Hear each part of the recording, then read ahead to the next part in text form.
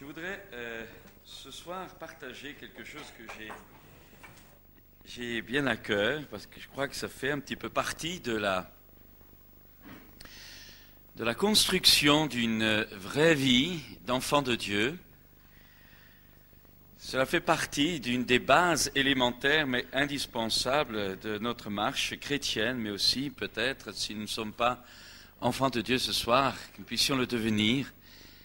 C'est prendre bien conscience que la foi chrétienne, ce n'est pas une adhésion intellectuelle à des raisonnements, à des cantiques que nous avons chantés, qui nous ont réjouis, à des paroles que nous avons pu lire, chanter de tout notre cœur.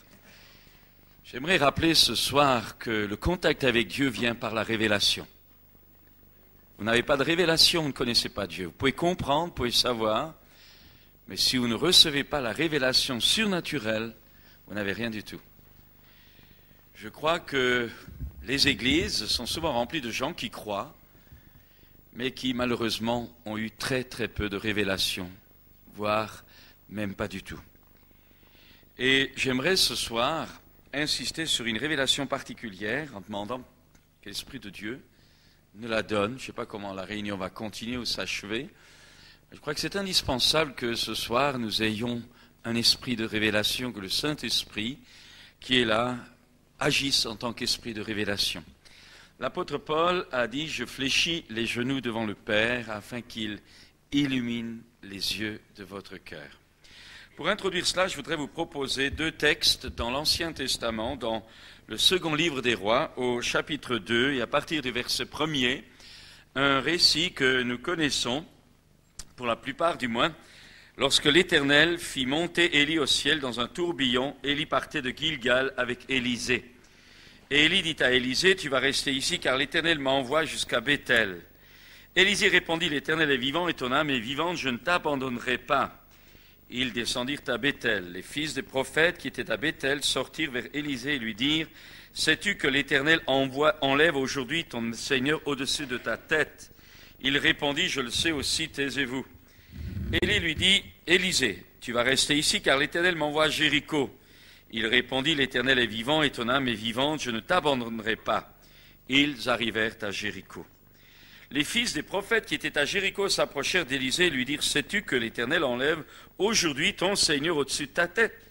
Il répondit, « Je le sais aussi, taisez-vous. » Et Élie lui dit, « Tu vas rester ici, car l'Éternel m'envoie au Jourdain. » Il répondit, « L'Éternel est vivant, ton âme est vivante, je ne t'abandonnerai pas. » Ils poursuivirent tous deux leur chemin. 50 hommes d'entre les fils des prophètes arrivèrent et s'arrêtèrent vis-à-vis à quelque distance, et eux deux s'arrêtèrent au bord du Jourdain. Alors Élie prit son manteau, le roula et en frappa les eaux qui se partagèrent çà et là, et ils passèrent tous deux à sec. Lorsqu'ils eurent passé, Élie dit à Élisée, « Demande ce que tu veux que je fasse pour toi, avant que je sois enlevé d'avec toi. » Élisée répondit, « Qu'il y ait sur moi, je te prie, une double part de ton esprit. » Élie dit, « Tu demandes une chose difficile, mais écoutez bien cela, ce sera un des versets clés, mais si tu me vois, je souligne une troisième fois, si tu me vois, pendant que je serai enlevé d'auprès de toi, cela t'arrivera ainsi, sinon cela ne t'arrivera pas. » Comme il continue à marcher en parlant, voici qu'un char de feu et des chevaux de feu les séparèrent l'un de l'autre. Alors Élie monta au ciel dans un tourbillon. Et regardez maintenant le deuxième verset, Élisée regardait. Élisée regardait, Élisée regardait, et criait, mon père, char d'Israël et sa cavalerie. Puis il ne le vit plus. Saisissant alors ses vêtements, il les déchira en deux morceaux, c'était pas trop cher à cette époque-là, et ramassa le manteau qu'Élie avait laissé tomber. Puis il retourna et s'arrêta au bord du Jourdain. Il prit le manteau qu'Élie avait laissé tomber, il en frappa les eaux et dit, « Où est l'Éternel, le Dieu d'Élie ?» Lui aussi, il frappa les eaux qui se partagèrent çà et là, et Élisée passa. Une deuxième lecture, toujours dans le même livre, au chapitre 6, 2 Rois 6, Élisée, je résume très simplement, Élisée était un prophète qui répétait au roi d'Israël le conseil secret que Dieu lui révélait du roi de Syrie qui, avec son état-major, formait des projets pour tendre des embuscades au roi d'Israël. Et Dieu révélait ces projets cachés à Élisée qu'il ait répété au roi d'Israël, ce qui fait que le roi de Syrie n'arrivait jamais à mettre la main sur le roi d'Israël. Alors alors le roi de Syrie a dit, il y a un traître parmi nous, parce qu'il y en a un qui renseigne le roi d'Israël. Et voilà donc le récit de ce qui suit, 2 Rois 6, et voici... le roi de Syrie était en guerre avec Israël, il consulta ses serviteurs, au verset 8, 2 Rois 8, verset 6, « Mon camp sera à tel ou tel endroit. » Mais l'homme de Dieu envoya dire au roi d'Israël, « Garde-toi de passer par cet endroit, car les Syriens y descendent. Alors le roi d'Israël envoya des gens vers l'endroit qui lui avait été mentionné et signalé par l'homme de Dieu, pour s'y tenir en observation. Cela n'arriva pas seulement 1 ou 2 fois. Le roi de Syrie eut le cœur troublé par cette affaire. Il appela ses serviteurs et leur dit, « Ne voulez-vous pas m'indiquer lequel de nous est pour le roi d'Israël ?» L'un de ses serviteurs répondit, « Personne, mon seigneur le roi. Seulement, le prophète Élisée qui est en Israël rapporte au roi d'Israël les paroles que tu prononces dans ta chambre à coucher. » Le roi dit, « Allez voir où il est et je l'enverrai prendre. » On va lui rapporter, il est à Dothan. Il y envoya des chevaux, des chars et une forte troupe qui arrivèrent de nuit et qui encerclèrent la ville.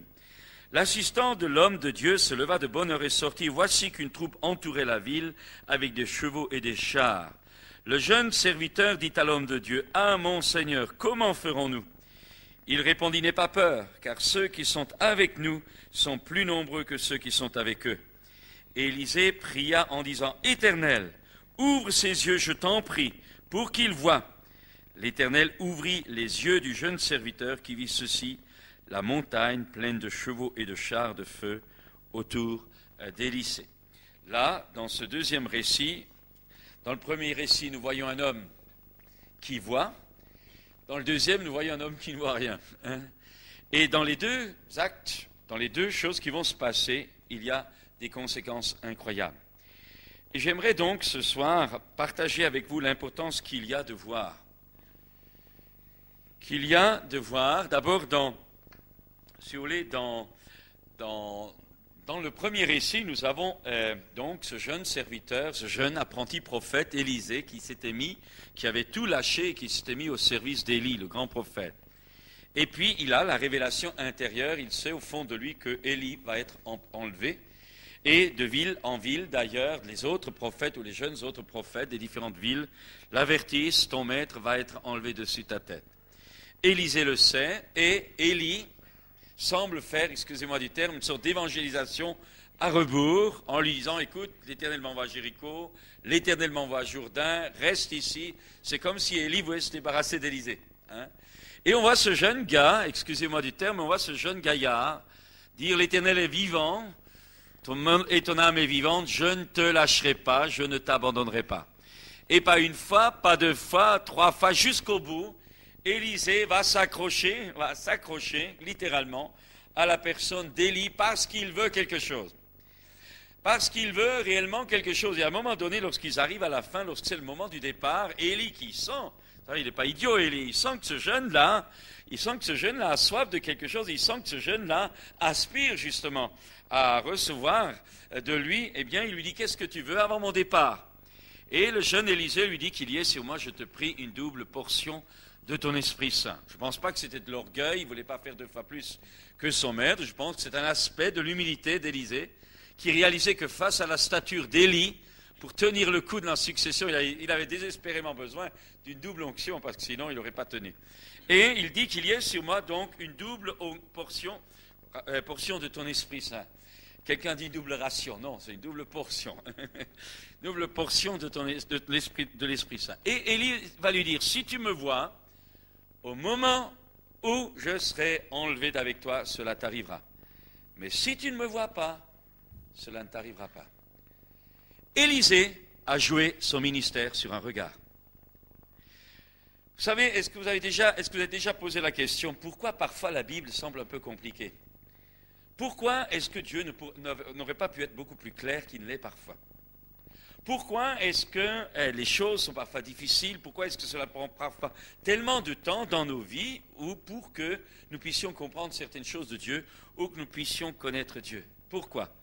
Vous avez déjà posé la question, parce que Dieu aurait pu être très très simple, comme nous le faisons quand nous écrivons du courrier. Pourquoi cela?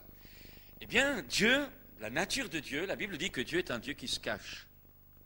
Et la nature de Dieu, c'est de se cacher pour que, excusez-moi, mais pour que les dilettantes ne perdent pas le temps de chercher parce qu'ils ne pourront jamais le trouver, parce que Dieu se révèle à ceux qui le cherchent. Et je voudrais dire à chacun d'entre vous ce soir, si vous voulez réellement que Dieu vienne dans votre vie, si vous voulez réellement voir la gloire de Dieu dans votre vie, j'aimerais vous dire que 2 prières ou simplement une recherche superficielle ne vous donnera jamais ou très rarement. Dieu est grand dans sa grâce, mais en principe, Dieu ne se laissera pas trouver par vous comme ça. La parole de Dieu est très claire. Dieu a montré toujours très clairement que nous devons chercher le Seigneur pour qu'il se laisse trouver par nous. Dieu veut qu'on le cherche. Il y a un effort à faire, il y a une persévérance, il y a certaines lois spirituelles à observer, il y a certaines choses que nous devons laisser, il y a des bagages qu'il va falloir laisser en cours de route. Si nous voulons réellement non pas connaître beaucoup de choses, vous savez, il y a toutes sortes de cassettes, il y a toutes sortes de livres, nos librairies chrétiennes sont remplies, nos cassettothèques sont remplies, nos séminaires, vous avez les meilleurs prédicateurs, surtout ici, durant tous ces 2 jours. Hein. Vous avez les meilleurs prédicateurs, mais jamais comme maintenant le peuple de Dieu a été aussi faible parfois.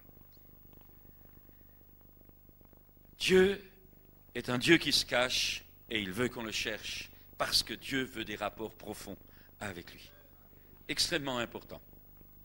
Alors, je dirais pour moi ce soir, je vais parler tout à l'heure de cette notion de regard, mais j'aimerais insister énormément ce soir pour que vous compreniez que notre intelligence, notre cerveau, nos structures mentales, tout ce que nous avons hérité, tout ce dont nous sommes le produit, tout cela a besoin d'être changé, transformé, que vous soyez chrétien ou non, pour que bien souvent la révélation de Dieu puisse se faire, pour que surnaturellement l'Esprit de Dieu puisse enfin révéler la pensée de Dieu ou voire même la nature de Dieu.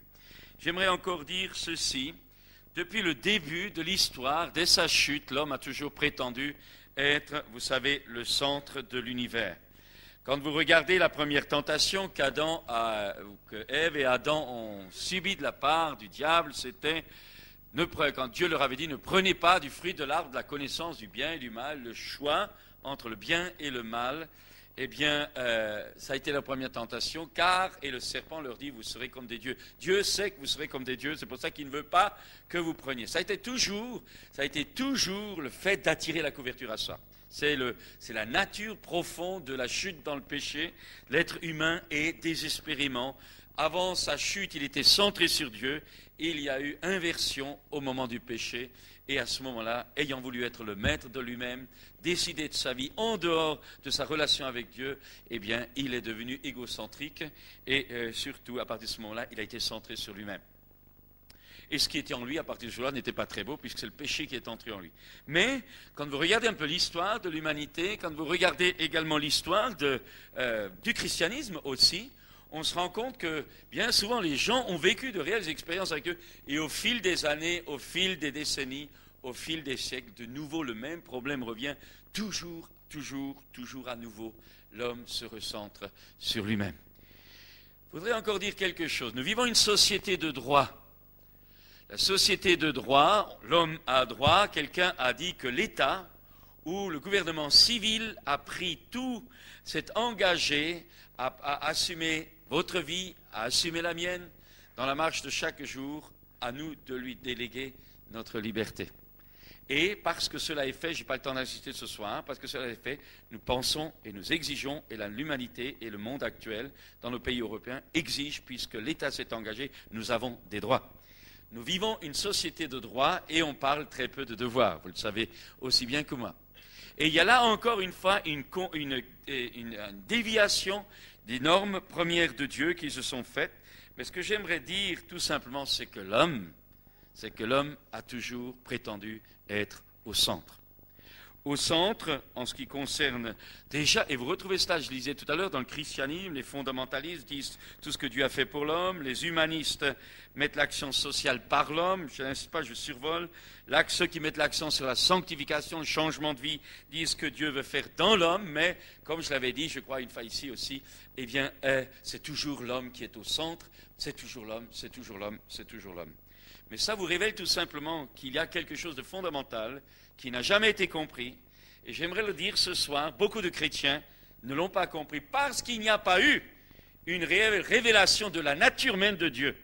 Et tant que vous n'avez pas réalisé la nature, tant que vous n'avez pas reçu, tant que je n'ai pas reçu la révélation de la nature même de Dieu, je serai toujours centré sur moi-même, parce que la notion du christianisme sera une notion où je trouverai en Dieu tout ce dont j'ai besoin, au lieu d'oublier que la base de la révélation de la nature de Dieu doit me rappeler ce que Dieu, lui, est et ce que lui a besoin. Je m'explique encore, avant d'aller dans le vif du sujet. L'annonce de l'Évangile actuellement pour notre génération, ou plutôt ces dernières années, c'est « Donne ta vie à Jésus, tu vas pouvoir t'épanouir.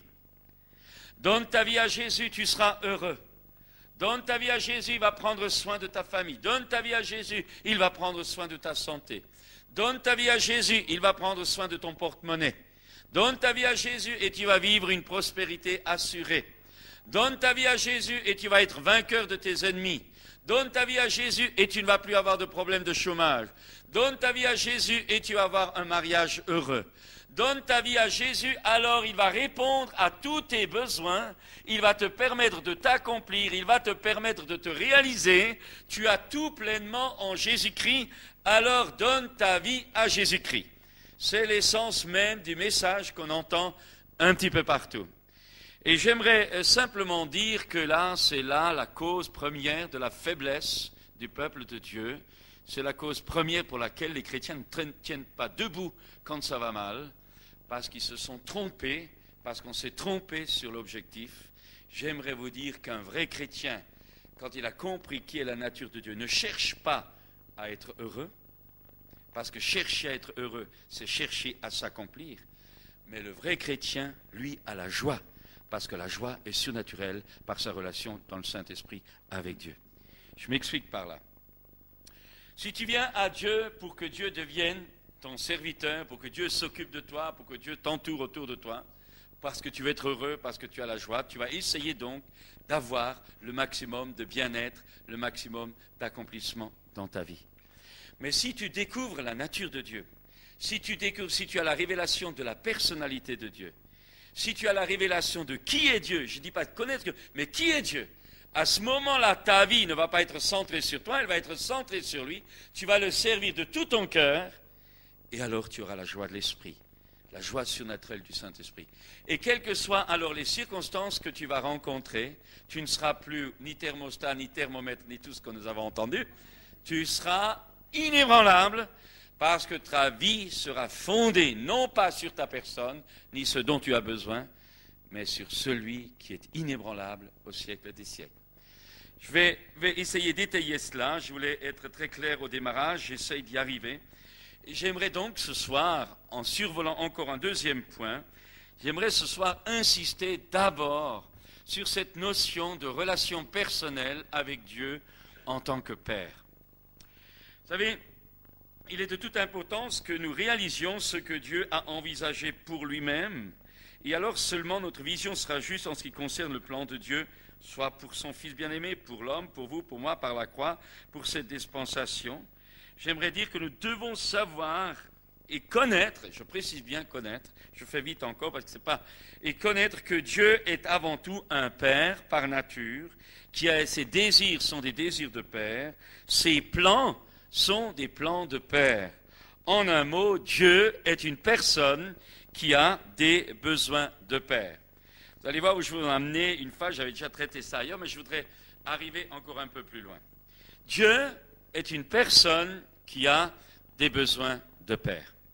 J'aimerais vraiment que vous puissiez réaliser ça, que l'Esprit de Dieu nous réalise ça ce soir. J'avais raconté un petit peu ce témoignage de cet homme de Dieu qui avait pendant plusieurs années servi le Seigneur et qui, au bout de 30 années de ministère, avait réalisé qu'il lui manquait vraiment quelque chose, qu'il avait toujours demandé à Dieu, qu'il avait prié, qu'il avait lutté pour l'œuvre de Dieu que Dieu lui avait confiée, pour les âmes que Dieu lui avait confiées. Voilà qu'au bout de 30 années de service, il réalise un jour qu'il n'a jamais vraiment pris du temps pour Dieu seul. Il s'appelait Butler, et cet homme, prophète d'ailleurs, cet homme, un jour, décide de mettre carrément des jours à part dans une chambre d'hôtel où personne ne connaissait l'adresse, si ce n'est sa femme. Et là, dans le jeûne, dans la prière, il s'assoit et il attend.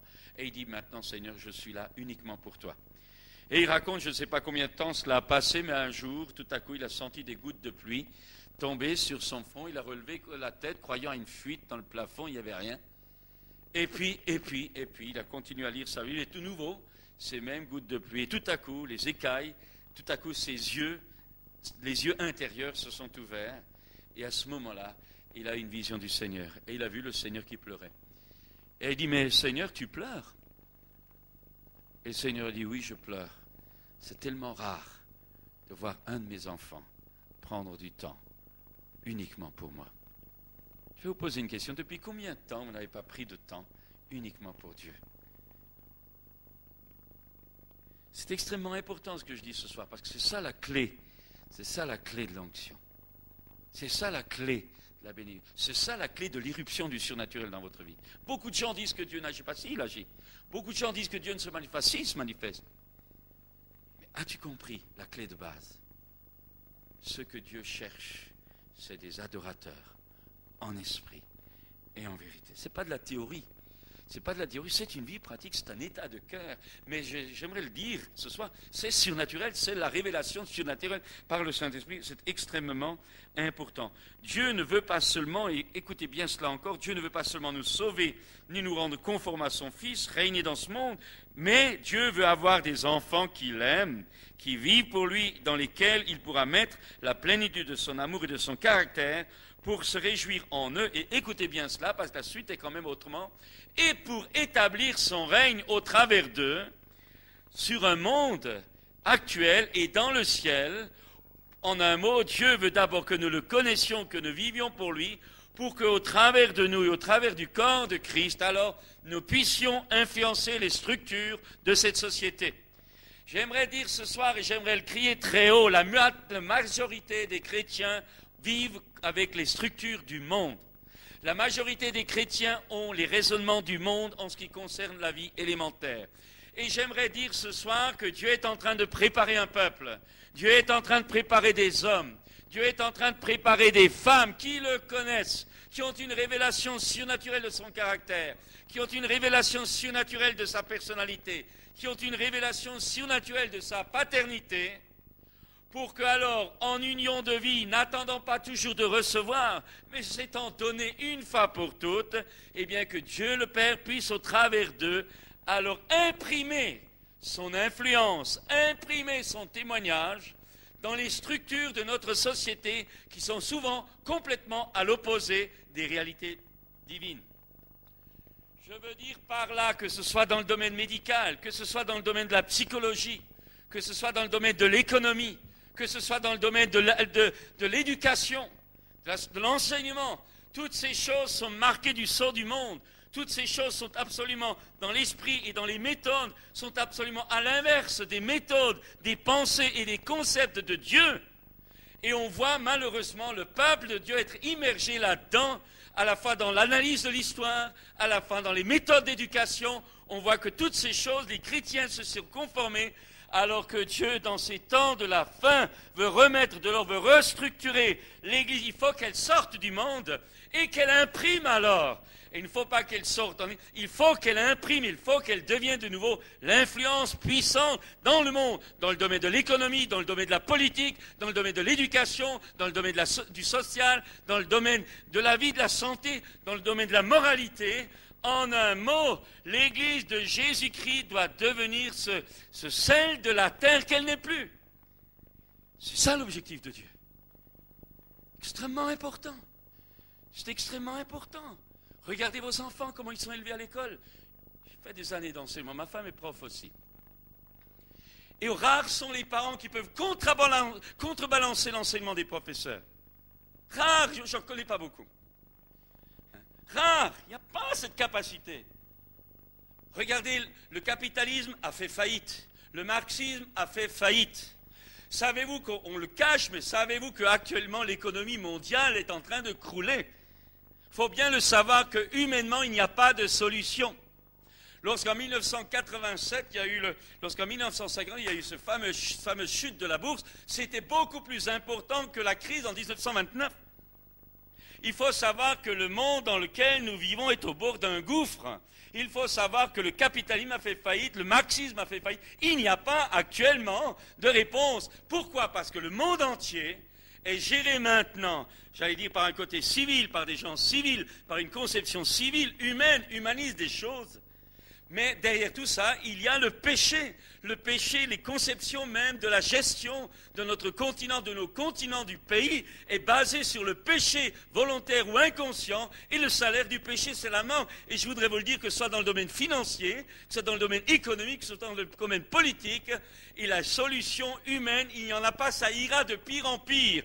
Mais c'est nécessaire, parce que dans ces moments de pire en pire, il faut, et j'aimerais le crier encore ce soir, il faut là que Jésus puisse révéler son Église. Il faut que dans ces temps difficiles, on puisse voir l'Église.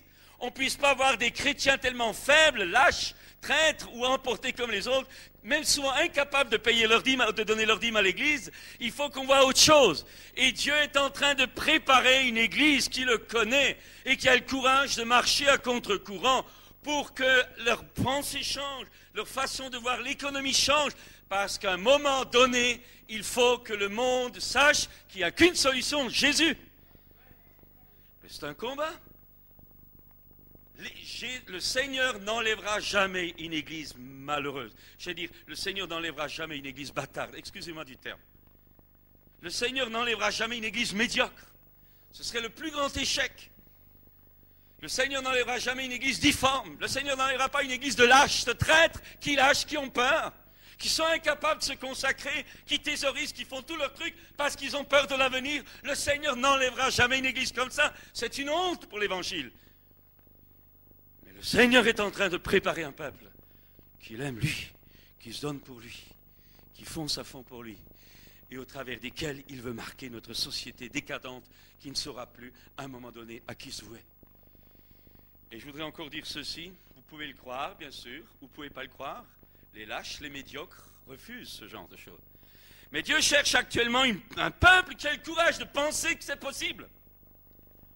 Des gars, des filles, des jeunes et des moins jeunes, des hommes et des femmes qui se lèvent avec cette vision et qui veulent foncer. C'est extrêmement important. C'est extrêmement important. Et je vais dire quelque chose, je crois, on n'a pas le temps d'insister à ce que la parole de Dieu annonce, les enseignements de la Bible, confirmés par l'enseignement des prophètes, de l'Église actuellement, c'est que Dieu prépare cette pluie de l'arrière-saison doublée de la pluie de la première saison. Et l'onction de l'Esprit va devenir tellement forte dans la vie de ceux qui veulent réellement se donner à fond, pas les hypocrites, les vrais, ceux qui ont mis tout sur l'autel. L'onction va descendre sur eux d'une façon tellement forte qu'à ce moment-là, l'Antéchrist sera obligé de se manifester. Vous savez, on pense souvent que l'Antéchrist vient simplement pour venir vers une église qui est complètement démolie, etc. Pas vrai. L'action de l'Esprit sera tellement forte dans l'église que l'Antéchrist sera obligé de se révéler définitivement pour la bloquer au maximum. L'onction sera tellement forte, la réalité du témoignage chrétien sera tellement forte que l'Antéchrist ne pourra plus lutter ou l'esprit de l'Antéchrist, et même le malin ne pourra plus lutter en douce, il sera obligé de se dévoiler pour bloquer cette onction, pour bloquer l'église de Jésus-Christ. Mais pour que les choses se fassent, il faut que les chrétiens bougent. Il faut que ça se lève. Il faut qu'on paye le prix, mais surtout il faut que nous sortions, excusez-moi du terme, nous sortions d'une léthargie, que nous connaissions chacun personnellement notre Dieu et notre Père. Alors, je vais arriver maintenant. Nous sommes destinés pour la satisfaction de Dieu, avec un amour filial centré sur lui et plus sur nous. J'ai dit tout à l'heure, il y a une différence entre être heureux, parce qu'on a tout ce qu'on veut, et être dans la joie, même dans la persécution, parce que c'est l'Esprit de Dieu qui nous le donne. L'Esprit de joie repose sur vous si vous êtes outragé pour le nom de Jésus. Mais si vous cherchez à être heureux, si vous cherchez à être heureux, si vous êtes un chrétien qui veut toujours être heureux, vous allez tout rater. Mais la joie du service, la joie de l'onction, la joie de la communion, la joie de l'abnégation, la joie de mettre tout sur l'autel, ça, le monde ne peut pas vous le donner. C'est la marque du surnaturel, c'est la marque de Dieu. Alors, nous avons besoin de cette révélation et le Saint-Esprit, je le crois, veut nous la donner ce soir. Tout à l'heure, si nous ne découvrons pas cette vision des choses, nous n'aimerons pas et nous n'accepterons pas les souffrances que vivent ceux qui marchent pour Dieu en s'oubliant eux-mêmes et en acceptant de renoncer à leurs propres intérêts, et cela pour accomplir la vision céleste du travail sur la terre et plus tard dans le ciel. Je voudrais dire là encore quelque chose. Pour beaucoup de chrétiens, ils pensent que le ciel, ça va être la retraite. Et on s'inscrit, on se convertit pour la retraite finale. Mais je voudrais vous dire quelque chose, le travail est une bénédiction de Dieu. Dieu a toujours voulu le travail. Avant la chute, le travail avait déjà toute sa valeur. Le travail, c'est accomplir dans la réalité, la personnalité de votre être intérieur. C'est quand on voit quelqu'un, c'est par votre travail que vous faites qu'on voit ce que vous êtes intérieurement. Vous ne travaillez pas, on voit que vous êtes un fainéant. Vous travaillez et la façon dont vous travaillez, on voit, on connaît votre personnalité intérieure. Donc le travail, c'est un des moyens que Dieu a établi pour que vous puissiez extérioriser toute la beauté de votre être intérieur. Le travail, c'est également cette capacité que Dieu vous donne de développer vos dons au travers de ce travail-là. Et cette réalité demeure dans l'éternité. Dans le ciel, nous travaillerons. Le travail a toujours été une bénédiction. C'est le travail suivi de la malédiction. Les conditions du travail ont été faussées par le péché. Mais le travail en lui-même. Et j'aimerais dire ce soir que Dieu nous a plantés sur la terre pour que nous travaillions. Jésus a dit, mon Père agit, moi aussi j'agis. Et j'aimerais dire que le travail du chrétien, de la chrétienne, le travail de nos églises locales, le travail du peuple de Dieu, c'est d'amener le gouvernement de Dieu sur la terre. C'est que ta volonté soit faite sur la terre comme au ciel. Jésus dira, faites de toutes les nations des disciples. Il parle là de cette action qui va connaître toutes sortes de combats, de luttes, de souffrances, d'échecs, de morts dans cette bataille spirituelle. Mais j'aimerais rappeler ce soir que le Seigneur nous a invités à un travail, à accomplir le salut des âmes, mais également à amener le gouvernement de Dieu sur la terre. Je ne dis pas que c'est nous qui l'amènerons, mais nous devons directement, mais nous devons l'amener par notre témoignage, nous devons l'amener par notre exemple, nous devons l'amener par les œuvres que le Seigneur nous a donné de faire, nous devons l'amener en influençant les structures autour de nous, en demandant au Seigneur quelle est notre part dans cet accomplissement. En un mot, comme a dit quelqu'un, au lieu de, quand il y a eu le ministère de Jean-Baptiste, les gens venaient dans le désert, mais avec le ministère du Christ, maintenant les gens, eh bien, les disciples sont allés dans le monde. Et il faut comprendre qu'il y a une notion de Dieu qui veut nous envoyer dans le monde, non pas pour nous conformer au monde, mais pour montrer au monde qu'il y a une solution, qu'il y a un autre chemin, qu'il y a un autre moyen, qu'il y a d'autres structures économiques, qu'il y a d'autres structures politiques, qu'il y a d'autres structures morales, qu'il y a d'autres façons d'enseigner, qu'il y a d'autres façons éducatives. Et c'est nous les chrétiens qui devons le montrer. Extrêmement important. C'est le témoignage dans la puissance de l'Esprit Saint de la fin des temps. Et c'est cette pluie de l'arrière-saison que nous attendons, que nous voulons, sur laquelle nous comptons, qui va nous aider de plus en plus à accomplir ces choses. Et je dirais donc, comme je l'ai dit, si nous ne découvrons pas cette chose, nous n'aimerons pas et nous n'accepterons pas les souffrances. Si vous n'avez pas connu l'amour de Dieu, vous n'accepterez pas de souffrir pour lui à un moment donné. Si vous n'avez pas reçu la révélation de l'amour du Père, au moment donné, vos intérêts seront en jeu, vous lâcherez. Et je lâcherai. Il n'y a qu'à regarder les églises. Les gens, dès qu'ils sont contrariés, ils lâchent. Dès qu'il y a une peur, ils lâchent. Quelqu'un dit, l'église d'aujourd'hui, ce sont une bande de lâcheurs. Pas moi qui le dis, c'est lui, mais il n'était pas loin. Or, Dieu ne veut pas qu'on lâche. Dieu veut se révéler à nous pour que nous l'aimions. Et vous savez comment Dieu veut qu'on l'aime? Lorsqu'on réalise que c'est lui qui nous a aimés le premier. Nous ne servons pas Dieu par légalisme religieux, parce qu'on a peur de l'enfer. On sert Dieu de toute notre force, parce qu'on a réalisé son amour. Nous l'aimons en ce que lui nous a aimés le premier. Et là encore, on est très loin bien souvent. Je ne dis pas chez vous, ici, vous êtes les meilleurs, mais je parle de chez nous, là-bas, dans l'Isère. Alors, je voudrais maintenant aller plus loin. Cette nécessité de révélation, et on demande à l'Esprit de Dieu ce soir, je demande au nom de Jésus d'ouvrir les yeux des gens. Eh bien, j'aimerais dire donc que l'Esprit de Dieu veut éclairer, veut illuminer, c'est du surnaturel. Vous devez apprendre, et là je vais aller un peu plus loin. Nous avons vu Élisée qui voyait. Élisée voyait Élie partir. Et le fait qu'il avait ses yeux fixés sur ce miracle extraordinaire du départ d'Élie, de l'enlèvement d'Élie, à partir de ce moment-là, au travers de son regard, il a été oint de l'onction correspondante. Donc son regard a ouvert la porte, a été la clé par laquelle la puissance d'Élie est venue sur lui. L'autre récit, c'est le jeune qui ne voyait rien. Et Élisée prie, Éternel, ouvre-lui les yeux. Là, c'est plus ses yeux physiques qui jouent, c'était ses yeux spirituels. Et je veux dire là deux choses. La première fois où j'ai vu un prédicateur chez nous à l'église prier pour une colonne vertébrale tordue, il y avait une jeune fille de notre église qui avait le bras court comme ça. Lorsque j'ai vu là devant 300 personnes, la main s'avancer en quelques secondes et le bras se redresser, lorsque j'ai vu ça, c'est rentré en moi.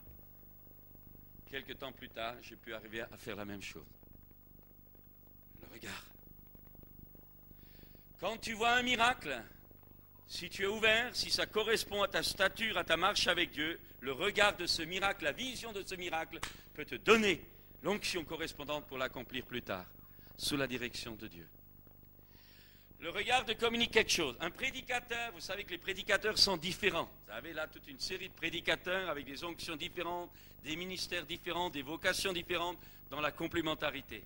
Et chaque fois que vous êtes en face d'un prédicateur, ou vous êtes en face d'un ministère, ou vous êtes en face de quelqu'un qui exerce un don réel surnaturel de l'Esprit de Dieu, si vous avez à ce moment-là les yeux ouverts, soit les yeux physiques, dans le genre de miracle ou dans l'exercice des dons, soit alors les yeux du cœur ouverts, à ce moment-là, il n'y a pas seulement l'enseignement que vous recevez, il y a la communication de puissance qui repose sur ce ministère-là. C'est extrêmement important. Si vous êtes simplement en train de capter des pensées intellectuelles, vous ratez le meilleur. Il nous a dit que la femme atteinte d'une perte de sang, quand elle a touché le bord du vêtement de Jésus, elle a senti qu'une force était entrée en elle. Et Jésus a senti qu'une force était entrée en lui. Savez-vous comment j'ai reçu mon onction de ministère? En serrant la main, un homme de Dieu, avant de partir, il m'a dit « Salut Pierre », au moment où il tend la main, la puissance de Dieu l'a traversé, m'a rentré dedans, et quelques temps plus tard, j'ai vu que j'avais commencé à avoir les mêmes charismes, la même façon d'enseigner, etc. Communication. L'évangile, la bonne nouvelle, nous présente un Dieu qui se communique. Pas un Dieu qui se comprend seulement, un Dieu qui se communique. C'est une question de vie. Ce n'est pas d'abord une question d'intellect, c'est une question de communication, d'onction de vie. Celui qui a le Fils de Dieu a la vie. Il n'est pas seulement la connaître, il a la vie. Et si déjà par la nouvelle naissance tu reçois le Christ, tu reçois la vie, eh bien le corps du Christ, dans sa complémentarité, nous nous communiquons la vie les uns aux autres. Et tout cela se fait souvent avec la façon dont tu regardes les choses. J'aimerais dire ceci. Notre corps physique a 5 sens. Vous savez que l'être humain est formé de 3 parties. L'esprit, l'âme et le corps. L'esprit, c'est ce que la Bible appelle l'homme intérieur. L'âme, c'est votre psychisme, c'est votre ego, c'est votre intelligence, votre volonté. Et votre corps, c'est donc votre enveloppe extérieure. Avec le corps, vous touchez le monde matériel. Avec votre âme, vous touchez le monde intellectuel ou psychique. Avec votre être intérieur, avec votre esprit, vous touchez le monde spirituel. Et j'aimerais dire, de la même façon que vous avez 5 sens physiques, le toucher, l'ouïe, la vue, le goût, l'odorat, je n'ai pas oublié, non? Le toucher, la vue, l'ouïe, le goût et l'odorat, de la même façon, vous avez 5 sens spirituels. Votre être intérieur, votre personnalité intérieure, a 5 sens spirituels. Votre être intérieur, votre esprit a le sens du toucher, votre esprit a le sens de l'ouïe, votre esprit a le sens de l'odorat, votre esprit a le sens de la vue, votre esprit a également le sens du goût. Voyez, sentez, goûtez. Si vous avez goûté, dira l'apôtre Paul, à la bonté du Seigneur. Et j'aimerais vous dire que c'est là que je parlais de sortir maintenant du monde. Il ne faut plus que les chrétiens vivent comme le monde, raisonnent comme le monde, agissent comme le monde et s'informent avec les mêmes données que le monde. Le monde s'informe au travers des sens physiques, alors que nous, les chrétiens, nous devons développer nos informations par les sens spirituels. Et il faut absolument, nous avons été conditionnés par l'école, conditionnés par l'éducation, conditionnés par les raisonnements humains. Nous avons besoin de nous débarrasser de toutes ces choses. Je ne dis pas qu'il faut absolument perdre tout, mais nous devons redonner priorité au sens spirituel face au sens physique. Et nous devons développer notre sens, nos yeux intérieurs. Nous devons développer nos oreilles intérieures. Nous devons développer notre odorat intérieur. Nous devons développer notre visibilité intérieure. Nous devons développer notre goût intérieur. Et si vous n'y arrivez pas, vous raterez, vous n'aurez jamais de grands miracles dans votre vie. Car vous n'avez pas à marcher avec vos sens physiques, mais selon votre esprit. Donc selon les données que vous donne votre esprit dans lequel est venu habiter le Saint-Esprit si vous êtes chrétien. Et si ce soir, vous n'avez pas encore donné votre vie à Dieu, il faut le faire. Parce que tant que vous n'avez pas donné votre vie à Dieu, l'Esprit de Dieu n'habite pas en vous.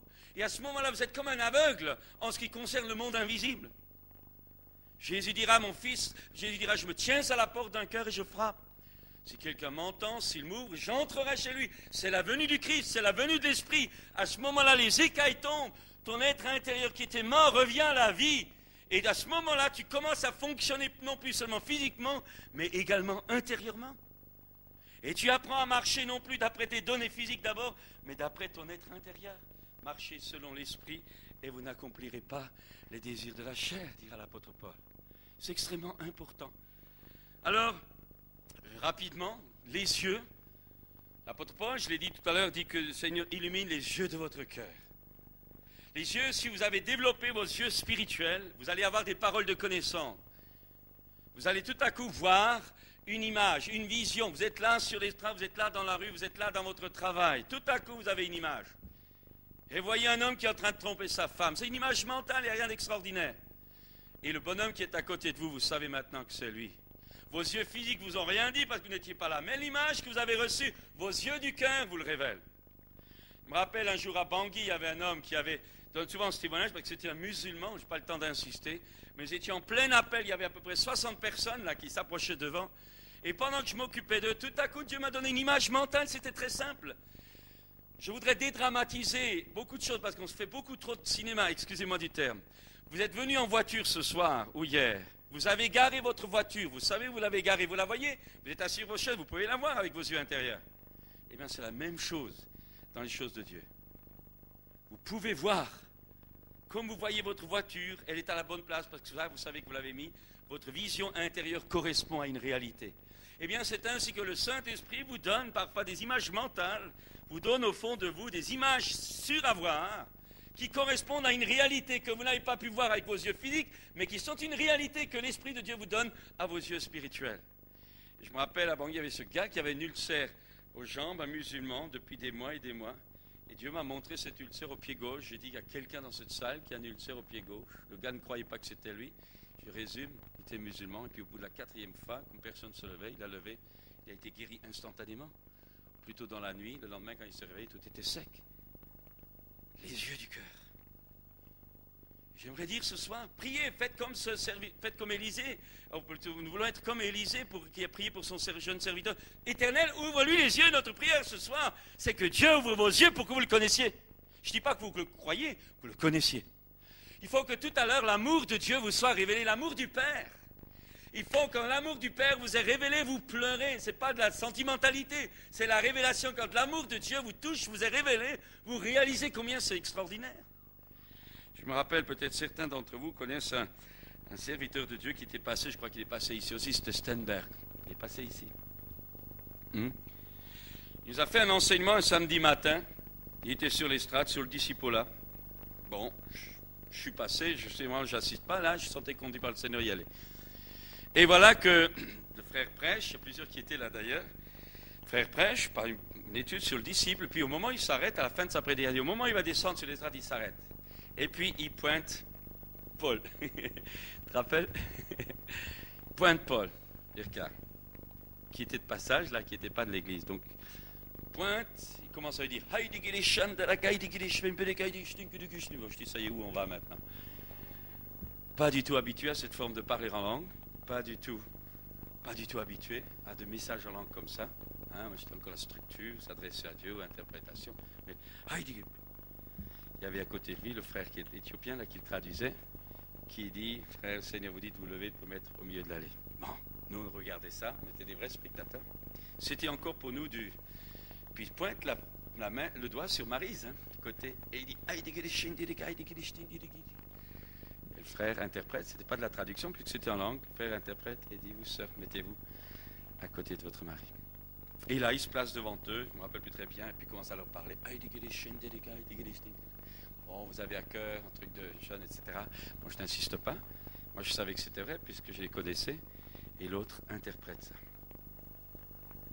Il y avait à côté de moi, juste à l'arrière, il y avait un ancien de mon église, un ancien missionnaire. Quand il a fini avec les deux, voilà qu'il pointe le doigt sur ce frère, un ancien, et il commence à lui dire « Hey, dégage les chaînes de la gueule. » Et à ce moment-là, le frère est tombé à terre, sous l'onction de Dieu, en train de pleurer comme un gosse. Et avec toi, ça y est, je me retrouve, tu es rentré pour demander la clé de la bagnole. Il y a Arnaud, vous voyez comme quoi on retrouve les coupables là. Il y a Arnaud qui rentre dans la salle pour demander la clé de la voiture à quelqu'un, et voilà qu'il le pointe. Aïe, dégueu les chaînes de la gueule. Mais ce que je veux vous dire, ce n'est pas tellement le côté spectaculaire de la chose, mais je veux simplement vous montrer que c'était contraire à ma notion de l'exercice du parler en langue. Mais il y avait une telle présence de Dieu, un tel amour, une telle révélation de l'amour du Père qu'on pleurait tous. Pourquoi y a-t-il tellement de bagarres chez les chrétiens? Parce qu'il manque de révélation, c'est tout. Quand l'Esprit de Dieu est là, tout le monde est uni. Ce n'est pas par des règlements, ce n'est pas par des doctrines, c'est par l'Esprit de Dieu. Et quand l'Esprit vient, quand l'Esprit vous révèle, alors les pires arguments tombent. Les pires conceptions tombent. Parce que vous savez, Jésus a dit, mes brebis entendent ma voix, elles ne suivent pas un autre. Et quand Dieu est là, quand vous recevez la révélation de Dieu, vous savez que c'est Dieu. Parce que le diable, il ne sent pas comme ça. C'est extrêmement important. Il y a des gens qui ont toujours peur d'être trompés par le diable. Le fait qu'ils aient peur d'être trompés par le diable révèle tout simplement qu'ils ne connaissent pas le vrai berger. Parce que si tu connais le vrai berger, tu ne vas pas en suivre un autre. Tu le connais le tien. Voyez combien la cécité est grande dans le peuple de Dieu. Nous étions là, en train de pleurer. Rappelle, quand Dieu m'a révélé la première fois cette notion d'amour du Père, j'étais dans des ennuis extraordinaires, terribles. Et un matin, en prenant ma douche, entrant dans la douche, j'ai dit, Seigneur, il faut que tu fasses quelque chose. Et à ce moment-là, le ciel se trouve, la puissance de Dieu m'a traversé. Des écailles sont tombées, mes yeux intérieurs se sont ouverts. Et là, l'amour de Dieu, la nature de Dieu, le caractère de Dieu, en tant que Père, s'est révélé à moi. Je pleurais comme un gosse. Je pleurais, je pouvais dire que ah, papa, papa, papa. La seule fois de ma vie que ça arrivait aussi fort. Papa, papa, je me tenais à la douche et je disais papa, papa, papa, papa. Je pleurais, je pleurais. Il y avait une guérison intérieure, mais surtout cet amour de mon papa. Je savais maintenant que Dieu n'était pas seulement mon Dieu, il m'avait sauvé. Ça, je le savais, mais il m'avait révélé son amour. Et je dis que depuis ce jour-là, il y a des luttes comme tout serviteur de Dieu, mais avoir des tristesses, des inquiétudes, mais au fond de moi, il y a toujours eu cette paix. Vous savez pourquoi? Quand Dieu vous révèle ça, il vous communique la vie de la révélation. Une révélation vous communique la vie qu'elle vous révèle. D'où l'importance qu'il y a quand tu reçois la révélation du Père, alors tu reçois la vie du Père. Quand tu reçois la révélation de sa puissance, tu reçois sa puissance. La révélation est un véhicule qui vous communique ce qu'elle vous annonce. La révélation n'est pas simplement une information, c'est une communication. Je dis, l'avez-vous reçu? Je ne dis pas, y croyez-vous? Je dis, avez-vous reçu ça? Avez-vous reçu ça? C'est important. C'est important. C'est important. Alors, regardez Pierre qui voit la pêche miracle quand Jésus prêche dans sa barque. Et Pierre qui lui dit, et Jésus qui lui dit, écoute, jette ton filet. Pierre lui dit, écoute, toute la nuit on a pêché sans rien prendre, mais sur ta parole je le jetterai. Et Pierre jette le filet, vous savez, c'est la fameuse pêche miraculeuse. Pierre est obligé d'appeler son collègue Jean dans l'autre barque, et les deux barques sont pleines à craquer, les filets tellement pleins qu'ils seront en danger de se rompre. Et voilà que Pierre réalise, là, tout à coup, il a l'illumination. Il réalise la divinité de Jésus. Et au moment où il a cette révélation, même moment, il réalise que lui, il est sale. J'aimerais dire, pourquoi y a-t-il tellement de gens qui ne connaissent pas réellement la repentance? Pourquoi est-ce qu'il y a tellement de règlements dans les églises? Pourquoi il y a tellement de mots d'ordre qu'il faut suivre? Pourquoi il y a tellement de gens qui ont une vie délabrée ou à moitié dans le monde? C'est parce qu'ils n'ont pas réellement vécu une repentance. Et pourquoi n'ont-ils pas vécu une repentance? Parce qu'ils n'ont pas réellement vécu une révélation. Parce que la repentance ne vient pas parce qu'on te matraque à coups de sermon.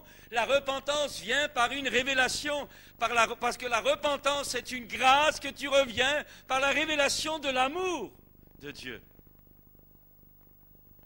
Pierre réalise.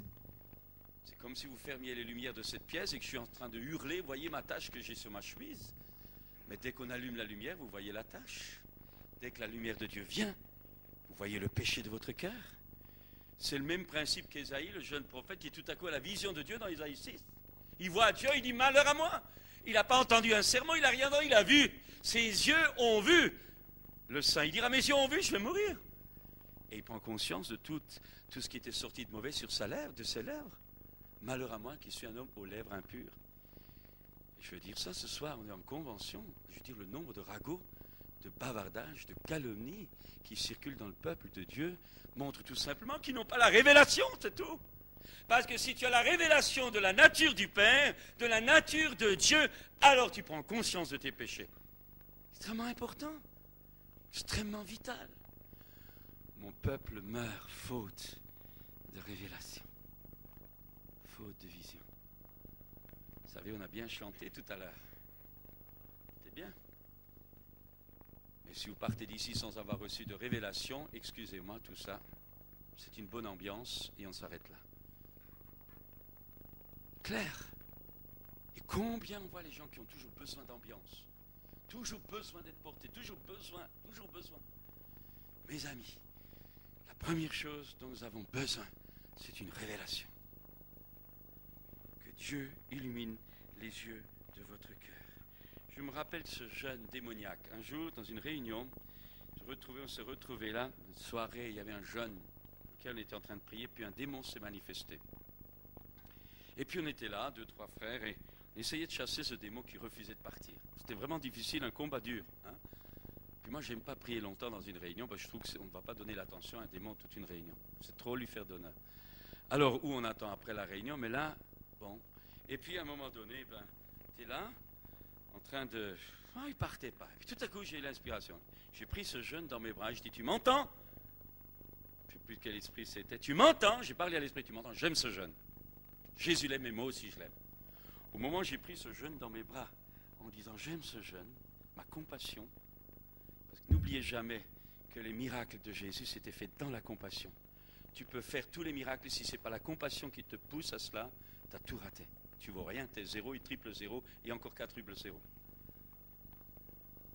N'oubliez pas qu'un miracle dans le plan de Dieu, c'est une manifestation de la compassion de Dieu. Tout ce qui est en dehors de la compassion de Dieu, c'est 0. Et le fait que j'ai pris ce ce jeune dans mes bras, en disant, tu m'entends? Je sais plus ce que c'était, esprit de chevalier. J'aime cet enfant, j'aime ce jeune. Je dis, j'aime ce jeune. Et je lui crie à l'oreille, je t'aime. Pas pu supporter le démon. Le démon a hurlé, il est parti. L'amour est contre nature pour un démon. L'amour est contre nature pour le diable.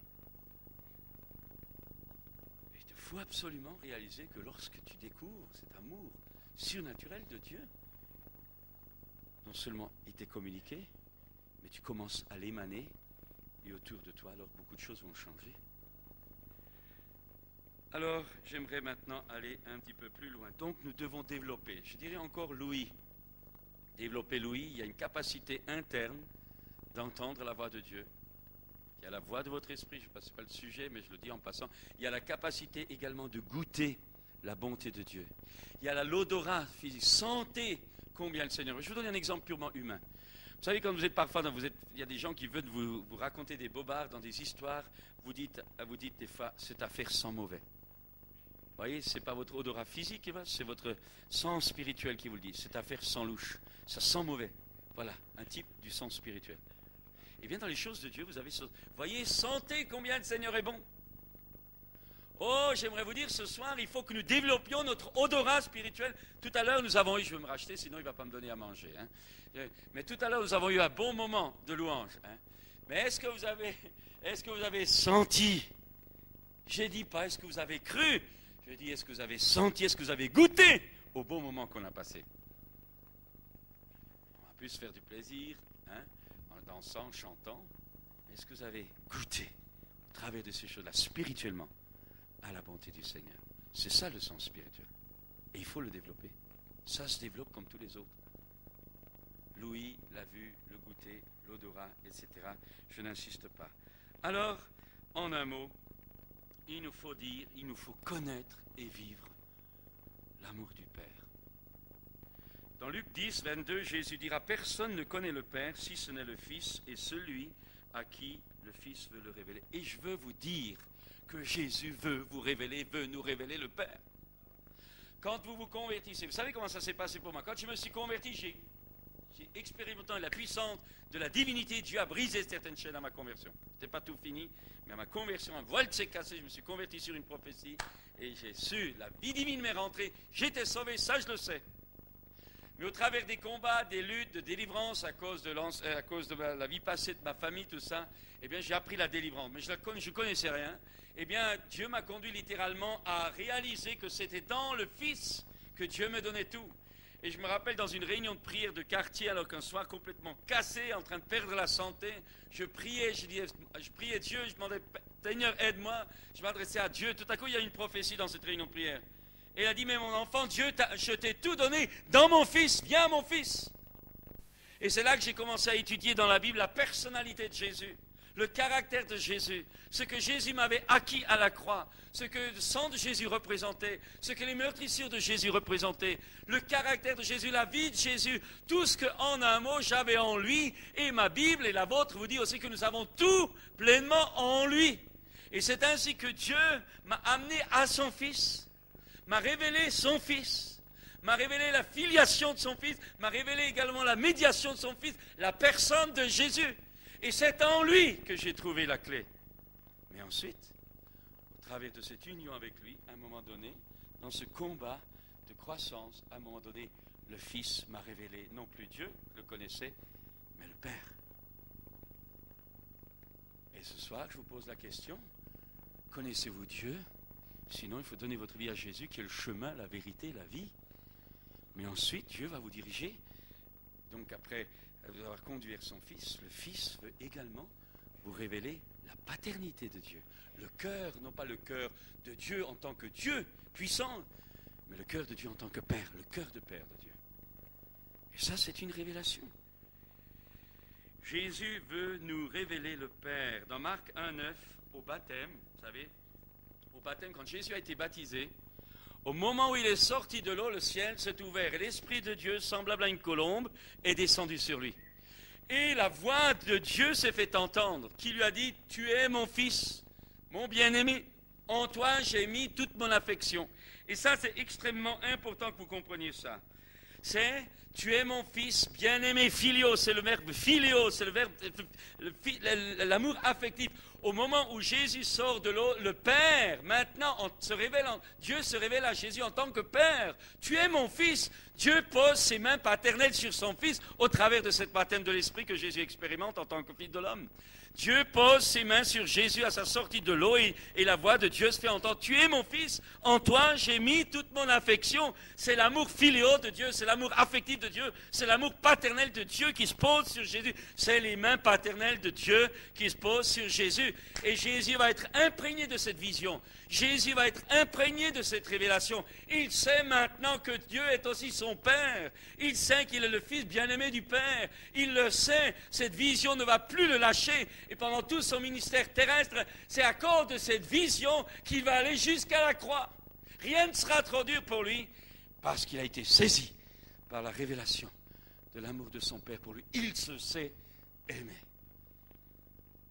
Mon Père m'exauce toujours parce que je fais toujours ce qui lui est. Il sait maintenant pleinement qu'il est aimé et ne vivra plus que pour l'amour de son Père.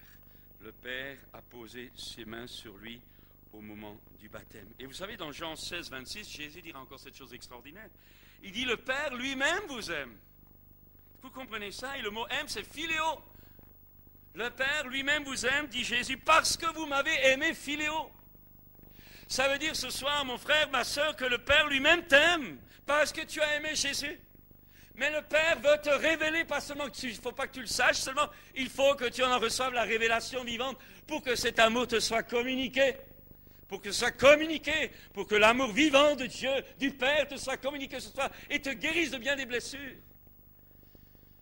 Souvent, les guérisons ne viennent pas par des délivrances, mais par la révélation d'un amour qu'on n'a jamais eu et que Dieu peut nous donner parfaitement en tant que Père. La paternité de Dieu, la révélation de la paternité de Dieu guérit beaucoup plus que de maintes délivrances. Dieu le Père nous a sauvés en Jésus-Christ pour poser ses mains d'amour sur nous. Je peux le redire, Dieu le Père nous a sauvés en Jésus-Christ pour poser ses mains d'amour. Et lorsque tu te convertis à Jésus-Christ, lorsque tu acceptes de donner ta vie à Christ, lorsque tu reconnais que tu ne connais pas ce Dieu-là, lorsque tu es suffisamment humble pour réaliser que tu es perdu dans tes péchés, lorsque tu veux venir à celui qui a donné sa vie pour toi à la croix du Calvaire, lorsque tu viens à lui tel que tu es, que tu confesses tes péchés à Dieu, il est fidèle et juste pour te les pardonner, pour te purifier. Lorsque tu acceptes ainsi que non seulement ta vie soit donnée à Christ, mais aussi que le Christ vivant vienne habiter en toi pour te libérer de cette nature de péché, alors lorsque tu concrétises tout cela en passant par les eaux du baptême, par immersion, Jésus a dit celui qui croira et qui sera baptisé sera sauvé. Alors quand tu sors de l'eau de la rédemption, c'est simple. En sortant de l'eau de la rédemption, nous entrons dans la présence de l'adoption du Père. Je peux redire ça? En sortant de l'eau de la rédemption, nous entrons dans la présence de l'adoption du Père. Le Père céleste lui-même même et pose ses mains d'amour sur moi. Tu es mon fils, tu es ma fille bien-aimée, en toi j'ai mis toute mon... Est-ce que vous l'avez reçu cette révélation? Est-ce que vous l'avez reçu? Oh, je ne dis pas ça pour vous juger, je dis ça pour vous donner envie ce soir. Je crois que Dieu veut vous le donner. Tout à l'heure, on m'a prié pour ceux qui le veulent. Révélation, pas connaissance. Révélation qui engendre une connaissance due à la révélation, c'est tout autre. Vous savez, on sait que les chrétiens se nourrissent de biographies, de livres, de cassettes, mais une relation personnelle avec la Bible qui engendre la révélation surnaturelle par le Saint-Esprit, il y en a beaucoup moins. Et pourtant, tu ne peux pas vivre des expériences des autres parce que tôt ou tard, tu y laisseras ta vie. Oh, que t'importe les autres, a dit Jésus à Pierre, toi suis-moi. Alors, j'aimerais dire ceci, cela manque. Et alors, quand vous avez cela, alors l'Esprit lui-même qui vous révèle ça, l'Esprit lui-même rend témoignage à votre esprit que vous êtes enfant de Dieu. Et vous dites papa, vous dites Abba, Père. C'est pas du matraquage, c'est pas de l'intox, excusez-moi, c'est pas du lavage de cerveau, c'est pas un mouvement de foule, on fait dire aux gens et faire n'importe quoi. C'est la révélation. Abba, Père, je sais que tu es mon papa et j'en pleure de joie. Alors cela manque à une grande partie de l'Église et bien des gens ne savent même pas que cela existe. Ça qui est tragique. Et maintenant, je vais aller plus loin. Le diable va essayer d'empêcher au maximum que cette chose ne soit accessible aux chrétiens ou aux êtres humains. Le diable va combattre cela. Il est le père du mensonge. Et dès votre enfance, dès notre enfance, il va attaquer pour pervertir la vision de l'amour du Père. Je m'explique. D'abord, dans l'Église, on ne parle pas beaucoup de ça. L'amour du Père, la révélation du Père en tant que Père, le Père qui révèle le Fils qui révèle le Père, on en connaît des doctrines, mais insister sur la nécessité d'une révélation vivante, ce n'est pas tellement évident. Donc, premier moyen que le diable utilise pour bloquer ça. La deuxième chose, c'est la vie privée des gens maintenant, de plus en plus, sans un vrai Père. Nous avons une génération de gens qui n'ont pas de Père, et quand je dis pas de Père, souvent des pères qui ne sont pas capables d'être des pères. La révolte, le matérialisme, l'immoralité. Quelqu'un a dit que l'immoralité est un besoin affectif du Père faussé. Je vais vous dire quelque chose. Les gens, vous savez, l'apôtre Paul a dit dans les derniers temps, les gens seront insensibles, dévoyaux, etc., etc. Il donne toutes les caractéristiques de notre société. Mais je vais vous dire, j'ai connu des jeunes appelés au ministère. J'ai connu des gens appelés pour le service de Dieu. Parce que dans leur enfance, à un moment donné, le comportement de leur père naturel les avait tellement écœurés qu'ils se sont mis à mépriser leur père tout gosse. Et à partir de ce moment-là, ils n'ont plus eu peur de personne, ni de leur propre père, et plus tard, plus peur de Dieu. Et il a manqué la crainte de Dieu plus tard. Et combien de chrétiens ne savent pas avoir la crainte de Dieu? Ce n'est pas la peur de Dieu, la crainte de Dieu. Parce qu'à un moment donné, dans leur enfance, le respect du Père a été perverti par le comportement faussé du Père. Et à ce moment-là, les gens piétinent toute crainte et ensuite ils deviennent des durs dans la vie. Et c'est la situation de bien des jeunes aujourd'hui. Peur de rien. Parce que tout gosse, ils ont piétiné la crainte à cause d'un témoignage malheureux ou faussé d'un Père qui n'a pas fait ou qui n'a pas été ce qu'il aurait dû être. Alors, je pourrais dire ceci. L'Église, comme le Fils aîné, doit connaître l'amour du Père et non pas essayer de gagner par du légalisme et des œuvres. Dans Luc 11, Jésus dira, si méchants comme vous êtes, vous savez donner de bonnes choses à vos enfants, à combien plus forte raison votre Père Céleste donnera-t-il de bonnes choses? J'aimerais dire ce soir, quand on voit combien les chrétiens regardent Dieu comme un Dieu fouettard, quand on voit combien les gens ont parfois la notion de Dieu qui est complètement faussée, j'aimerais vous dire ce soir, si vous demandez quelque chose de bon, Dieu ne va pas vous donner un serpent, puisque le Père humain normal ne fait pas la même chose. Le Père aussi, quel est lequel d'entre nous qui dit « j'aime bien mon enfant, je lui colle un cancer ?» Et quand on pense que certains disent que Dieu leur envoie un cancer, c'est complètement faux. Dieu peut permettre à cause du péché, mais Dieu lui-même ne veut pas. Dieu est lumière, il n'y a pas en lui de ténèbres. Mais parce qu'on n'a pas la révélation de l'amour du Père, alors on lui attribue des choses pour lesquelles il n'est pour rien. Oh, mes amis, Dieu donnerait-il un serpent?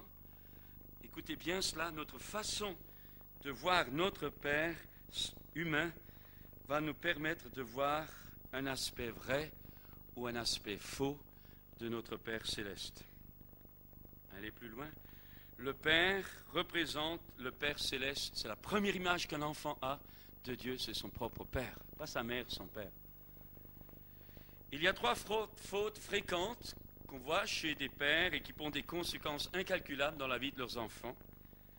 La première, un père passif, rarement présent, qui n'exprime pas d'amour, ou très très peu, lié par l'alcool, ou passé par le divorce, ou un père décédé, ou un père qui n'est pas solide, sur lequel la famille ne peut pas compter.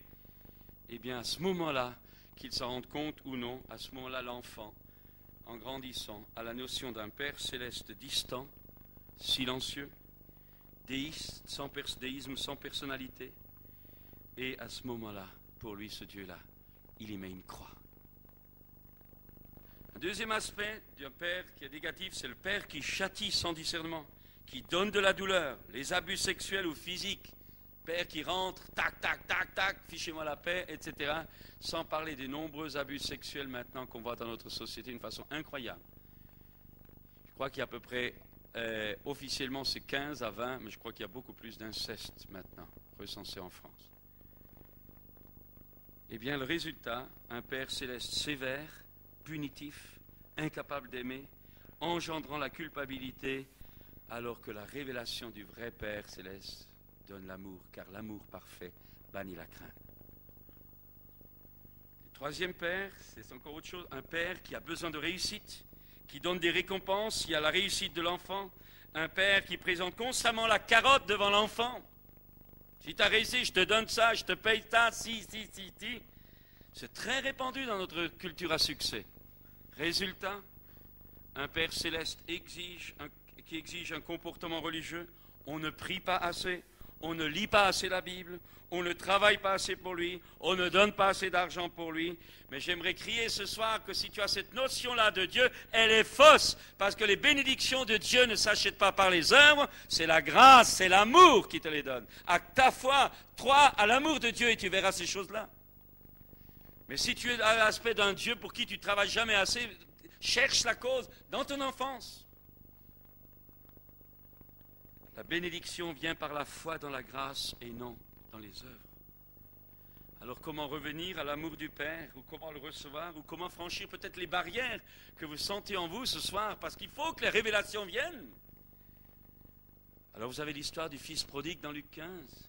Il était là au fond du trou, avec tout son passé, ses erreurs, ses réactions, ses mauvais calculs, tout ce que vous voulez, son insomnie, j'allais dire son mépris même du Père, parce qu'un fils qui demandait avant la mort du Père l'héritage, au Moyen-Orient, c'était le pire des mépris. Ça voulait dire qu'il attendait plus qu'une chose, que le Père craque. Eh bien, ce jeune, au fond de lui-même, il nous a dit qu'il rentra en lui-même. Il rentra en lui-même. Et ce n'était pas la repentance, c'était tout simplement le ventre. Il avait faim, le gars. Et il réalise qu'il est complètement idiot. Parce qu'il dit, mais les mercenaires, les employés chez mon père, ils ont de quoi vivre, et moi, j'ai même pas de quoi manger. Les caroubes des pourceaux. C'est le ventre, en un mot, c'est le besoin qui le fait se réveiller. Et j'aimerais te dire ce soir que ton besoin, ce soir, te réveille, mon ami. Il y a une solution pour toi. Il y a une place dans la maison du Père pour toi ce soir. Il y a une place. Jésus est le portier de la maison du Père. Il y a une place pour toi ce soir. C'est ton besoin.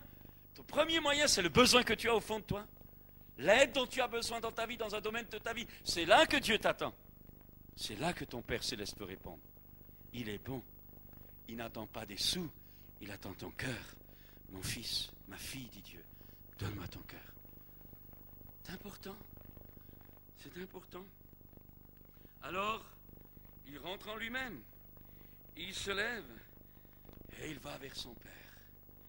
Et alors il dit, mon Père, je ne suis pas digne, vous connaissez, je ne suis pas digne d'être appelé ton fils, traite-moi comme l'un de tes mercenaires. Et le Père dit, arrête de discuter, mettez-lui l'anneau au doigt, chaussures aux pieds, mettez-lui le vêtement neuf, tuez le veau gras. Et c'est à ce moment-là que le cœur de ce jeune est brisé. Le cœur de ce jeune n'est pas brisé, ne passe pas par la repentance au moment de sa faim, quand il retourne vers son Père. Ça, c'est son orgueil qui en prend un coup. Mais c'est devant l'amour révélé du Père qui ne lui tient pas compte de sa désobéissance que là, il fond. Vous comprenez que la manifestation de l'amour de Dieu vous amène à une vraie repentance.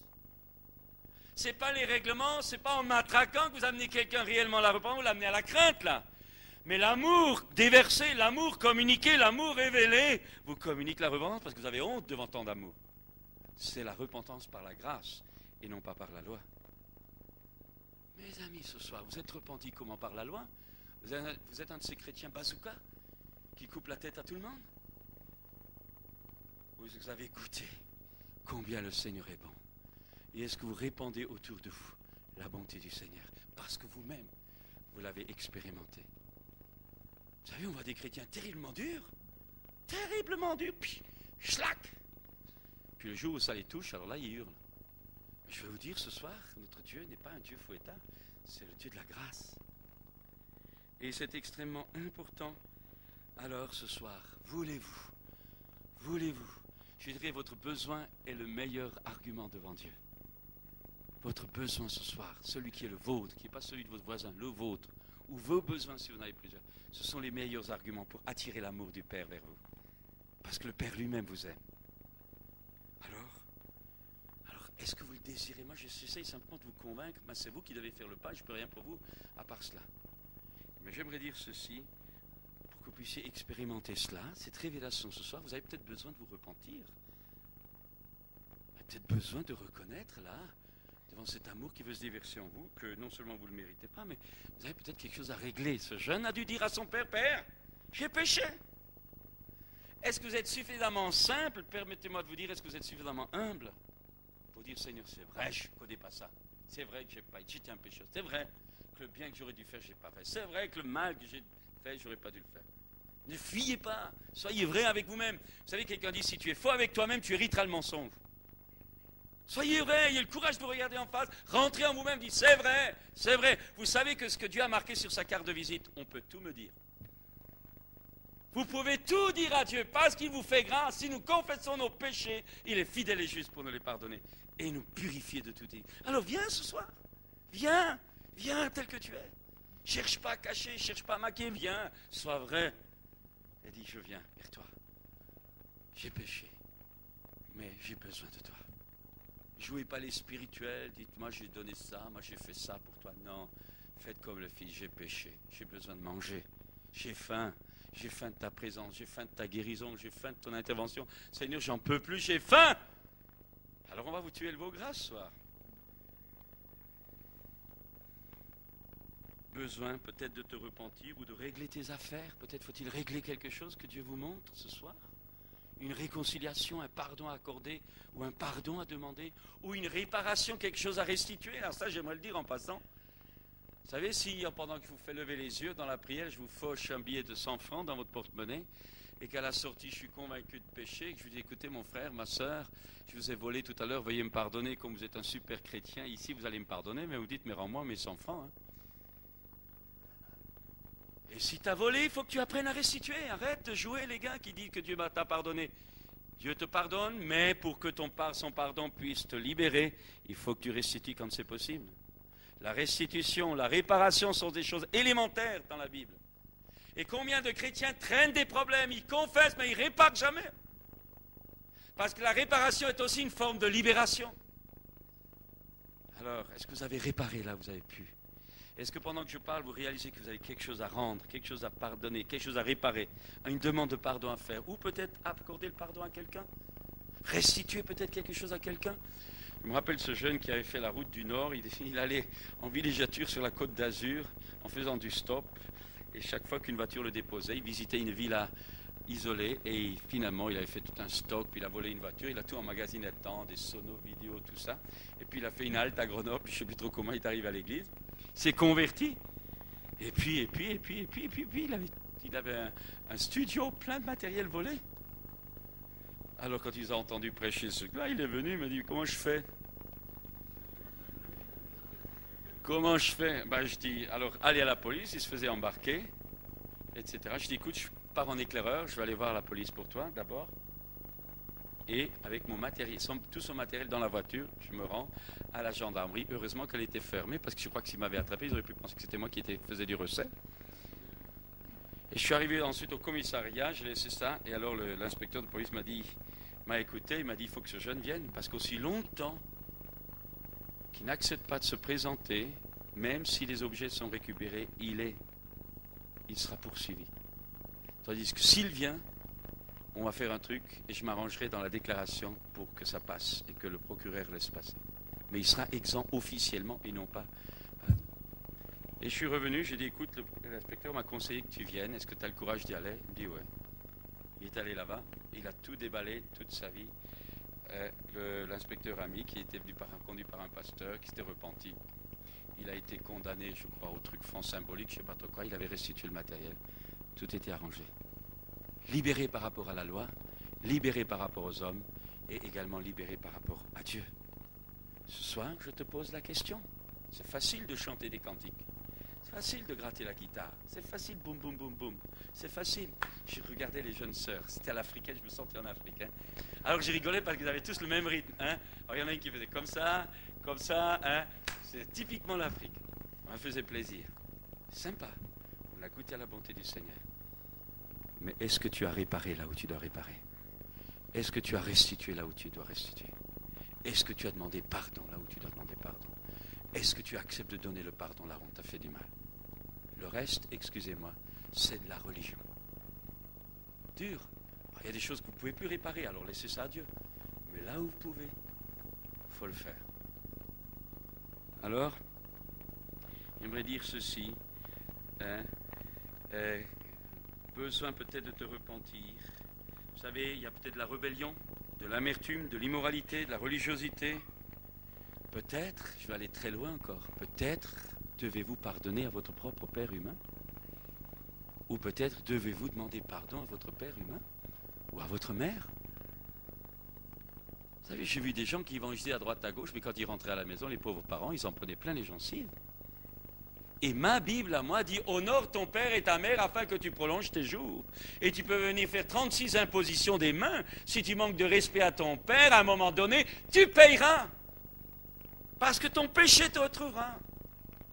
Et tu pourras avoir les plus grands prédicateurs qui t'imposeront les mains, ce sera des impositions de paume. Mais pas dans l'esprit. Parce que honore ton père et ta mère afin que tu vives heureux et que tu prolonges tes jours. Ce n'est pas moi qui l'ai dit. Si vous avez rouspété, fêté, recommandé 3 exemplaires au ciel à Jésus, tu t'es trompé. Chers amis, c'est important. On se demande pourquoi les gens ne vivent pas heureux, on se demande pourquoi il n'y a pas la grâce, on se demande pourquoi il n'y a pas l'onction, on se demande pourquoi il n'y a pas ça. Mais c'est simple. Reviens de tout ton cœur, rentre en toi-même ce soir et dis, moi j'irai vers mon Père. Je dirai, mon Père, j'ai péché, je suis plus digne. Alors qu'est-ce qui va se passer? Dès que tu confesses, ton Père te prend dans ses bras.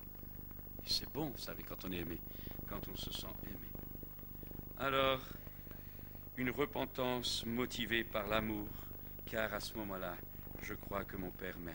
Je dirais encore ceci, Jésus, alors je dirais, si ce soir, vous le désirez, que vous venez ainsi, vous connaîtrez la maison du Père, vous connaîtrez la présence du Père. Je l'ai dit tout à l'heure, Jésus est le portier de la maison du Père. Je le dis très vite en passant encore, dans la Trinité, aucun des membres ne vit pour lui-même. Le Père vit pour le Fils pour le Père, le Saint-Esprit ne parle pas de lui-même, il parle du Père et du Fils. C'est là ce qu'on appelle la croix éternelle, la nature de Dieu qui est de se donner. Vous savez, Dieu par nature se donne, c'est sa nature. Dieu est toujours ouvert vers l'autre. C'est l'amour éternel, c'est la croix, le système de renoncement éternel, qui est la nature même de Dieu pour l'autre. Puis à la croix historique, Dieu l'a prouvé en donnant son propre Fils à la croix pour vous, pour moi, dans des souffrances que nous ne pourrons jamais comprendre. Le Fils lui-même a accepté de se donner, s'est dépouillé lui-même, nous dit la parole de Dieu. Il s'est dépouillé pour vous, pour moi. Il vous a aimé le premier. La Bible, l'apôtre Paul dit, alors que nous étions ennemis par nos offenses, par nos mauvaises œuvres, eh bien Dieu nous a aimés. Et maintenant, alors qu'il nous a aimés, alors que nous étions ennemis, à combien de plus forte raison maintenant que nous sommes réconciliés par la mort de son Fils, ne nous donnera-t-il pas tout au-dessus, par-dessus? C'est-à-dire que l'amour du Père, à ce moment-là, ne rencontre aucune barrière si je viens à lui au bénéfice, sous le sang du Christ. Chers amis, ce soir, j'aimerais vraiment vous dire que le Fils lui-même s'est donné. Et la Bible dit que le Père était dans le Fils, à la croix, réconciliant le monde avec lui-même. Le Père était dans le Fils. C'est extraordinaire. Vous savez, quand on parle de l'alliance d'Abraham, qui a fait une alliance avec Dieu, quand Dieu a dit à Abraham, mets des morceaux, coupe les morceaux de veaux, d'animaux, place-les, et puis Dieu est passé au travers des morceaux par une flamme de feu. Mais normalement, dans l'alliance de l'époque, Abraham aurait lui aussi dû passer entre les morceaux. Il ne l'a pas fait. Il n'y a que Dieu, unilatéralement, sous une flamme de feu, qui est passé entre les morceaux. Dieu s'engageait unilatéralement envers Abraham. La part d'Abraham, c'était uniquement de croire. Et le fait qu'Abraham a cru, ça lui a fait compter sur justice. Et à partir de ce moment, toutes les bénédictions de Dieu étaient pour lui. Non pas parce qu'il avait passé au travers des morceaux, non pas parce qu'il avait donné de l'argent, non pas parce qu'il avait fait quelque chose, mais parce qu'il avait osé croire à la parole que Dieu lui avait donnée. Il a eu confiance à la parole de Dieu. Eh bien, la Bible dit qu'à la croix, lorsque Christ est là, entre les deux brigands, lorsqu'il est crucifié, son corps est déchiré. C'est un corps de sang par la flagellation, la crucifixion. Un être de sang de la tête aux pieds. Eh bien, il s'est donné lui-même, le Père était en lui, à la croix, s'engageant de nouveau unilatéralement envers chaque être humain, pour que plus tard, quiconque invoque le nom du Seigneur puisse être sauvé gratuitement. Et ce soir, il faut que tu saches que tu n'as rien à faire. Il suffit de croire à l'amour du Père qui a donné son Fils unique, afin que quiconque croit en lui ne périsse point, mais qu'il ait la vie éternelle. Et ce soir, au nom de Jésus, reçois la vie. Reçois la vie. Au nom de Jésus, Dieu s'est engagé dans une alliance, que la Bible appelle la nouvelle alliance, à la croix, non plus en passant au travers des morceaux coupés d'un animal, mais au travers de la chair de son propre Fils, cloué à la croix du calvaire. Mon frère, ma sœur, homme, femme, connais-tu cet amour-là? Veux-tu l'accepter dans ta vie? Veux-tu l'accepter dans la croix? Et puis il y a la troisième croix, système de croix pourrait-on dire, c'est la croix acceptée par nous qui acceptons de vivre le même système de vie que le Père, le Fils et le Saint-Esprit, en réalisant qu'il y a plus de joie à donner qu'à recevoir. Ce soir, vous en êtes où? Toujours, Seigneur, donne? Ou est-ce que vous voulez accepter de comprendre que c'est en vous donnant et en entrant dans la communion du Père, en vous laissant aimer par le Père, en vous laissant marquer par la nature du Père, alors, vous donnant totalement, Dieu se donnera pleinement. Et alors, au travers de vous, va commencer le plan de Dieu pour cette planète, pour la ville, pour la localité, pour la famille, pour le foyer, pour la région, pour le continent, pour le pays, pour la planète tout entière que Dieu veut attirer à lui. Alors, je terminerai en disant ceci. Croyez-vous que Dieu va acheter votre amour? Dieu n'achètera jamais votre amour par des bénédictions. Dieu n'achètera jamais votre amour en lui demandant ceci ou cela. Dans le livre de Job, dans le livre de Job, il nous a dit que Dieu livra Job à Satan. Et Job fut touché dans son corps, touché dans son âme, touché dans sa famille, touché dans toute sa vie. Et même là, au fond du trou, il a continué à être fidèle. Qu'est-ce que Dieu voulait montrer? Dieu avait investi en Job. Job était cet homme de ce calibre-là qui pouvait être exposé en spectacle au monde et aux anges. Il y a toute l'histoire du christianisme. Il était un exemple donné par Dieu pour nous dire, et Dieu nous dit au travers de Job, que Dieu ne s'entourera jamais dans l'éternité d'hommes et de femmes qu'il aime pour ce qu'il leur donne, mais que Dieu veut s'entourer dans l'éternité et dans cette vie présente d'hommes et de femmes qu'il aime pour ce qu'il est et non pas pour ce qu'il leur donne. Alors je te pose la question ce soir. Est-ce que tu aimes Dieu pour ce qu'il te donne? tu ne tiendras pas le coup le jour où il ne te donnera pas ce que tu veux. Tu joueras l'enfant gâté, tu changeras d'église, tu courras à droite, à gauche, et puis tu claqueras la porte au nez de Dieu. Mais si tu aimes Dieu pour ce qu'il est, parce que tu as reçu la révélation de son amour, alors tu ne le lâcheras jamais. Parce que tu sais en qui tu crois. Et je dirais, la conclusion, on ne vit pas pour être heureux, c'est-à-dire pour s'exprimer, pour s'épanouir soi, mais on aura la joie pleine et entière que seul Dieu peut vous donner en acceptant de vivre pour le Père. En influençant les structures existantes qui ont fait faillite, en présentant au monde actuel la personne de Jésus, les moyens, les solutions que la Bible offre, la véritable pensée de Dieu qui doit être révélée et appliquée aux structures qui régissent notre monde actuel, j'aimerais dire en ceci que Jésus ne viendra pas enlever une église faite de lâches, de peureux, de tièdes, de non-engagés. J'ai dit tout à l'heure quelque chose de dur, qui ne sont même pas capables pour beaucoup de donner leur dîme à leur église. Mais Dieu est en train de former une église forte, sans tache, ni ride. Il veut restaurer la vraie vision afin que cette église formée de soldats aille alors imprimer, influencer le monde et montrer que les structures de ce monde qui conduisent à la faillite ont d'autres solutions. Les structures de Dieu, les pensées de Dieu pour notre économie, pour notre moralité, pour notre éducation, pour l'écologie, pour tous les domaines de la planète. Dieu a une réponse dans sa parole. Mais tant que l'Église est faible, tant que les chrétiens se conforment au siècle présent, tant que les chrétiens n'ont pas le courage d'aller à contre-courant, tant que les chrétiens n'ont pas une révélation du Père, ne deviennent pas l'image vivante du Père, parce que Jésus a dit à Thomas, si tu m'avais vu, tu aurais vu le Père. Et il faut que le monde dans lequel nous vivons, nos foyers, nos familles, les membres inconvertis de nos milieux de travail, eh bien, ils puissent voir le Père en nous. Alors là, nous sommes dans l'élan. Juste, chers amis, ce soir, voulez-vous demander cela? Voulons-nous que nous demandions cela ensemble? Voulez-vous que l'esprit de révélation nous révèle le Père ce soir?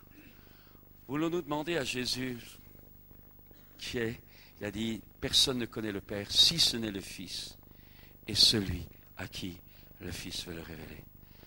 Alors peut-être ce soir, avez-vous besoin d'être sauvé? Peut-être ce soir, réalisez-vous que vous ne connaissez pas du tout Dieu, que tout ce que je suis en train de dire, c'est de l'hébreu pour vous. Alors c'est le moment que ça devienne du bon français. Ce soir, venez à Jésus. Jésus a dit, je me tiens à la porte d'un cœur et je frappe. Si quelqu'un m'entend, s'il m'ouvre, j'entrerai chez lui, je souperai avec lui. Jésus a dit, je me tiens à la porte et je frappe. Ce soir, j'aimerais vraiment vous inviter, si vous êtes là ce soir, j'aimerais vous dire que c'est possible que votre vie change. C'est possible de recevoir une nouvelle vie.